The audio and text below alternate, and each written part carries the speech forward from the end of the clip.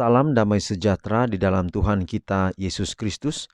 Shalom, selamat pagi dan semangat pagi. Jumpa kembali dalam renungan pagi kita untuk hari ini, Sabtu 24 Desember tahun 2022. Selamat hari Sabat bagi saudara-saudara semua yang merayakan hari Sabat atau memelihara hari Sabat. Dan pekabaran firman Tuhan kita pagi ini dengan judul Persiapan Allah bagi mereka yang mengasihi Dia.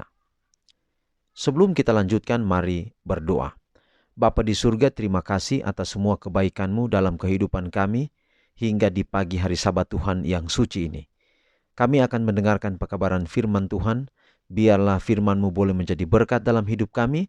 Roh Kudus-Mu menuntun kami untuk mengerti, memahami, dan selanjutnya menghidupkan pelajaran ini dalam hidup kami setiap hari.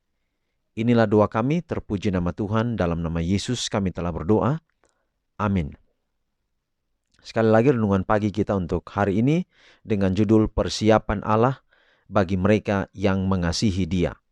Dan ayat firman Tuhan 1 Korintus 2 ayat 9, tetapi seperti ada tertulis, apa yang tidak pernah dilihat oleh mata dan tidak pernah didengar oleh telinga dan yang tidak pernah timbul di dalam hati manusia, semua yang disediakan Allah untuk mereka yang mengasihi Dia.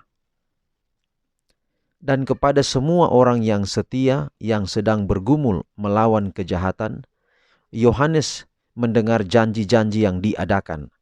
Barang siapa menang, dia akan kuberi makan dari pohon kehidupan yang ada dalam taman Firdaus Allah. Yohanes melihat kemurahan, kelemah lembutan dan kasih Allah bercampur dengan kesucian, keadilan dan kuasanya.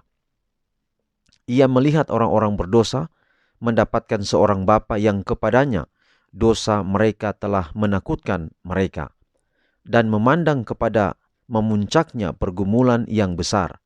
Ia memandang ke atas Sion orang-orang yang telah mengalahkan binatang itu, berdiri di tepi lautan kaca itu dengan memegang kecapi Allah dan menyanyikan nyanyian Musa dan anak domba.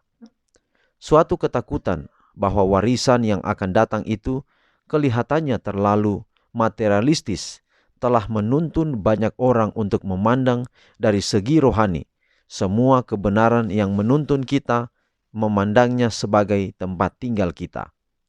Kristus meyakinkan murid-muridnya bahwa ia pergi untuk menyediakan tempat bagi mereka di rumah Bapa. Mereka yang menerima pengajaran firman Allah tidak akan bersikap masa bodoh sama sekali mengenai tempat tinggal surgawi. Namun, apa yang tidak pernah dilihat oleh mata dan tidak pernah didengar oleh telinga dan yang tidak pernah timbul di dalam hati manusia, semua yang disediakan Allah untuk mereka yang mengasihi Dia. Bahasa manusia tidak cukup untuk menjelaskan upah orang benar. Hal itu akan diketahui oleh mereka yang memandangnya. Surga adalah sebuah sekolah. Bidang studinya alam semesta, gurunya oknum yang tidak berkesudahan. Cabang sekolah ini telah didirikan di Taman Eden, dan setelah rencana penebusan diselesaikan, pendidikan akan diadakan kembali di Taman Eden. Jadi saudara, kita akan tinggal di sorga. Pelajaran kemarin kita pelajari bahwa ada bahasa yang paling tinggi di dunia ini sekalipun tidak dapat menggambarkan surga itu.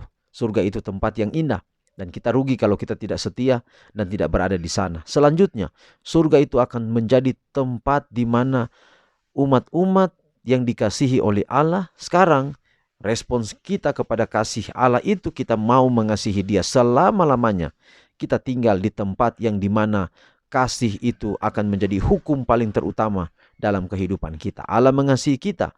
Dan ketika kita mengasihi Dia adalah respons kita terhadap cintanya. Kalau tidak demikian, bisa jadi respons cinta kita bukan kepada Allah, tetapi kepada diri kita sendiri. Itulah sebabnya bahkan pekabaran kita pagi ini, ada banyak hal-hal yang tidak pernah kita lihat, tidak pernah kita dengar, akan kita nikmati di sana. Yang paling penting sekali lagi, siapkanlah diri kita agar supaya kita ada nanti di sana.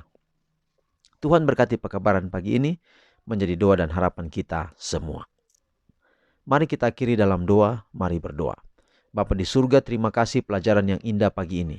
kiranya dapat menguatkan kami bahwa surga tempat yang Tuhan sediakan untuk kami. Kami rindu ada di sana, karena ada banyak hal yang kami tidak pernah dengar dan tidak pernah lihat akan ada di sana. Dan biarlah Tuhan tuntun kami supaya tetap setia, agar kami boleh berada di tempat yang Tuhan sediakan untuk kami.